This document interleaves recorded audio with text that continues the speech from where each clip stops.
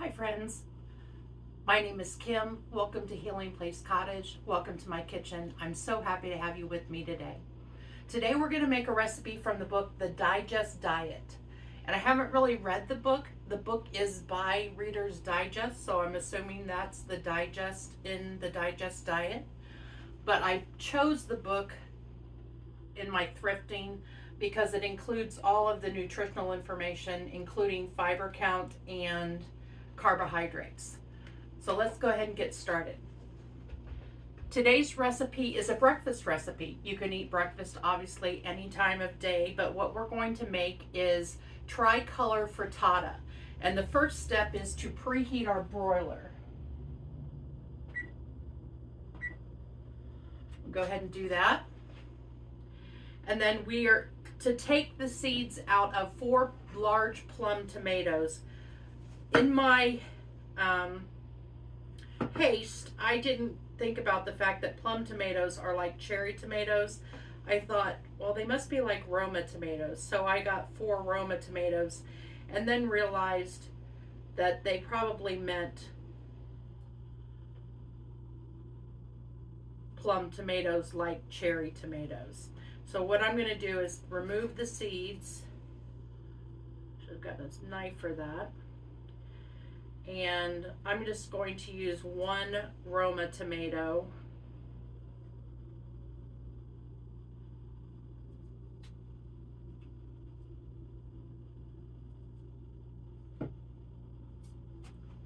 And it says to scoop out the seeds and cut into 1/4-inch strips.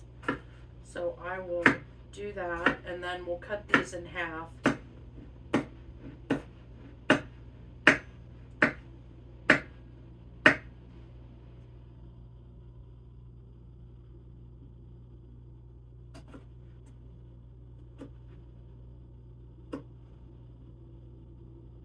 I'm going to go ahead and put some of this in my garbage bowl, make it easier, and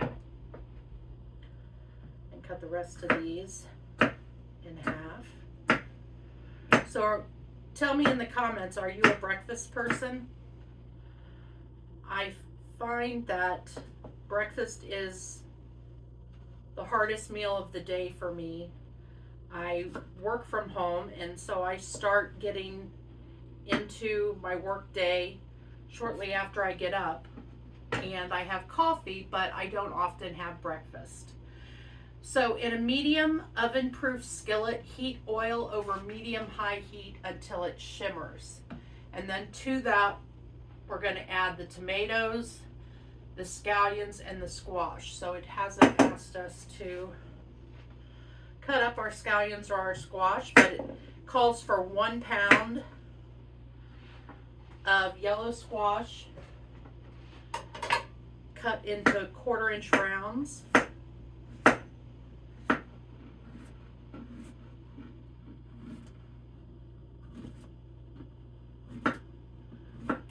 For much of my career when I worked in the office, and this was prior to being diagnosed with type 2 diabetes, my breakfast consisted of a Mountain Dew and a pack of peanut butter crackers.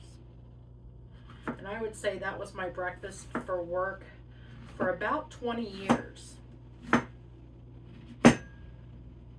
Okay, so we have our squash, and then we need our, this is calling for, I don't think I put enough oil in here, 1½ tablespoons. So we'll add the tomatoes, scallions, and squash and cook, stirring frequently until tender and most of the juices have evaporated. It does say to heat the oil over medium-high heat until it shimmers. Oh, I just realized I forgot my apron.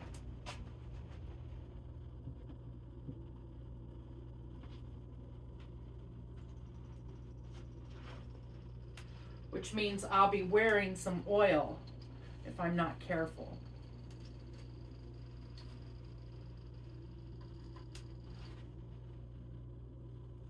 So I think I can hear this So we're going to go ahead and add our squash.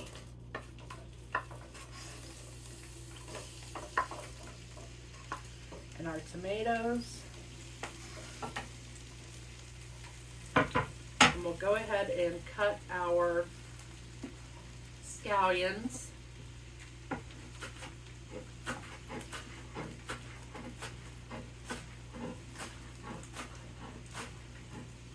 I do like to eat breakfast on the weekends.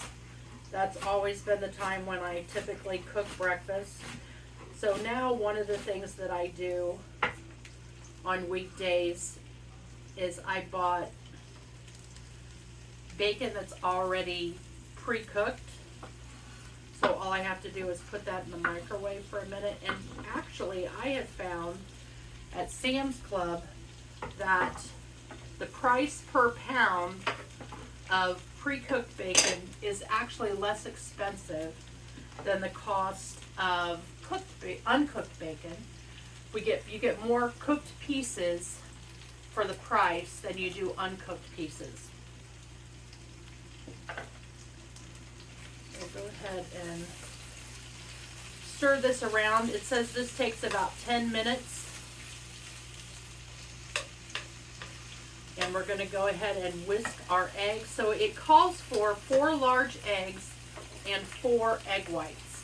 Well, you know me, I am not going to take the time to divide my egg whites on a work night or on probably even on a weekend. And so I just used 6 large eggs. So rather than 4 large eggs and 4 egg whites, I used 6 whole eggs. And then we want to stir in our Parmesan cheese, pepper, and salt. So our salt is an 1/8 of a teaspoon of fine salt.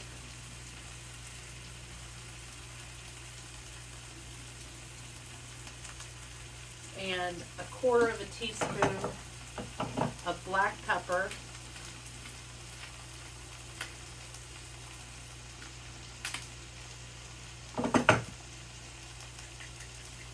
This smells lovely.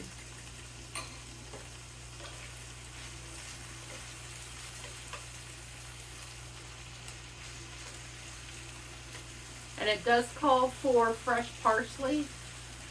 I don't have fresh parsley today, so I'm going to go ahead and get my parsley from the pantry.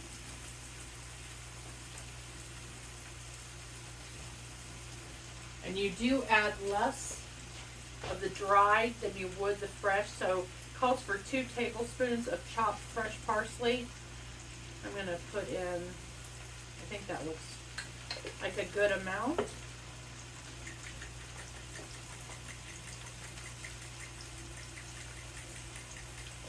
We'll continue to let this cook. So tell me what your favorite breakfast dish is. I make a breakfast casserole. Yesterday I found a website where I can enter in the ingredients from a recipe and it will tell me all of the nutritional elements. So that will allow me to share with you some of the recipes that I cook that are already either low carb or diabetic friendly recipes, like the fried green beans that I mentioned. They sound far more inappropriately diabetic friendly than they are. The fried is bacon, so it's not that they are battered or anything like that. But also I make a breakfast casserole, and it does call for hash browns, so I'll be curious to see what the total in a serving, how many calories and how many carbohydrates are in a serving. But we can always leave out the hash browns, and it simply is eggs, sausage, and cheese, and you can add onions. I add crushed red pepper. You can add regular red pepper. Anything that you would want. I've often done it with spinach and Swiss cheese. I normally do it with cheddar cheese when I make it with sausage, but you could do it with spinach and Swiss cheese to make it vegetarian. I have just a couple more minutes on this squash. A lot of it is becoming translucent. Because of the moisture in the tomatoes, it's not really browning, but I don't know that it's supposed to. I think it said to cook out all of the moisture. So we'll give that just another couple minutes.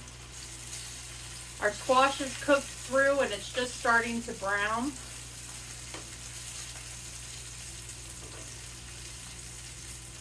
And I didn't know if you were aware or not, but you can actually regrow your green onions. Just put them in some water and new shoots will come up out of the top of those and you can just regrow those. I do recommend that you buy organic green onions if you're going to do that. So at this point, we've whisked together our eggs and that mixture, and we're going to pour the mixture over the vegetables and reduce the heat to medium-low.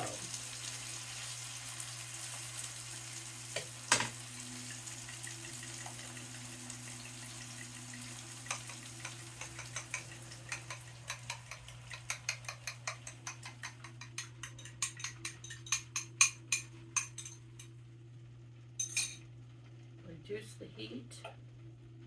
And it says to cook this until the eggs are almost set on the top but still runny, about 10 minutes. It's already setting, so we'll just give it a few minutes. And when we come back, we will stick that in the broiler. That's why we have our broiler set on. We'll give it just a few more minutes. I have found that doing these videos has increased my cooking, obviously, but it's given me encouragement to cook meals. I've got a fridge full of leftovers, even doubling those meals in half, or cutting those meals in half. I still have quite a number of leftovers, and I freeze those after 2 or 3 days. If I don't think that I'm going to get to them, I freeze those and can pull those out whenever I'm having a moment where I just don't want to cook, and it prevents me from ordering fast food. So we'll go ahead and put this, looks like we just have the top.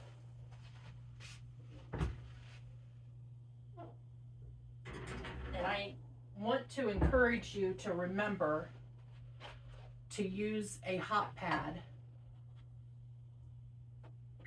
I'm going to put that in for 4 minutes, but to remember to use a hot pad or a pot holder when you are taking that out, because your instinct is to remove it just by the handle, which you're used to working with without a hot pad, and you're going to burn yourself. So make sure that you have a hot pad or a, why is that word so hard for me this morning? It's not a hot pad, it's a pot holder. You ever have those moments? The only other thing that I could think of other than hot pad was dish towel, and also not a dish towel. But so we'll give it just a couple minutes. The sourdough starter that I fed when we last were together has doubled in size, or almost doubled, and I'm going to be making a bread with that today. Because my starter is still relatively new, and because it isn't fully doubling in size, it's almost doubling but not quite, I'm using yeast along with my starter, so you get the benefits of the active starter and the bacteria that are in there that create those leavening agents, but you also get a productive loaf of bread. And I find it discouraging if you keep trying and it doesn't rise for you. So I have had it, I've had 2 really good loaves of bread, but when it comes out of the fridge and after I have let it stay in there for a while, I find that it needs a little bit of extra attention. So that first loaf, after it's been in the refrigerator, I typically will add yeast to, and then my next loaf, after it's been fed for the balance of a week, that next loaf will be one that I can make without yeast. Let's take a peek. Oh, which is a good thing because it is actually done. So 3 minutes was plenty on that. It looks and smells delicious.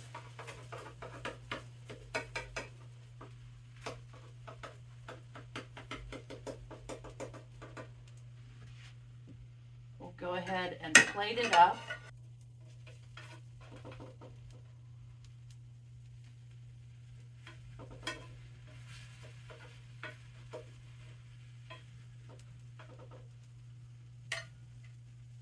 Extremely hot,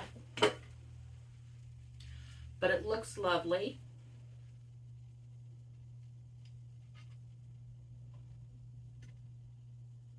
We'll go ahead and give it a taste, but whew, quite hot.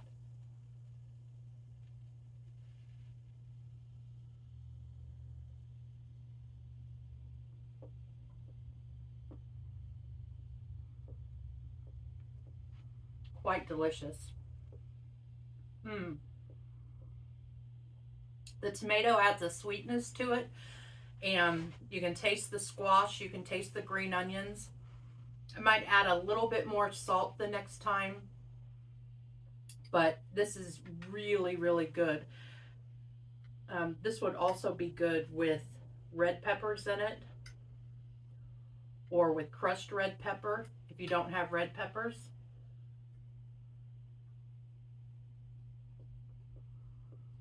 The eggs are very fluffy, which surprised me because there's no water or milk added to them. It's delicious, and obviously it'll make 4 servings. So I will tell you that the calories in this, we have 204 calories per serving, 12 grams of fat, 10 grams of carbohydrate, 15 grams of protein, and 3 grams of fiber. So we don't do the net carbs when we're counting the number of carbohydrates in our meal to be under 45, but we can count them so that we can look at what is our true net carbohydrate count, and that would be just 7 grams. So I think that's wonderful. I encourage you to try this recipe. You can see that it was very quick to put together. Very simple. The longest time is just the cooking time, and it can be left unattended. So that was really very easy. But I encourage you to give this one a try. Tell me what you think in the comments below. If you haven't already subscribed to my channel, please do so. It helps for other people to see my videos. The more people subscribe and who like and comment on my videos. So I appreciate it. Until we meet again in a future recipe, take care and have a great week. Hi friends, I just wanted to come on and tell you that I forgot to add the Parmesan cheese. So I have added that, put it under the broiler for about 1.5 minutes, and it is even more delicious with the cheese. So don't miss that step. Take care.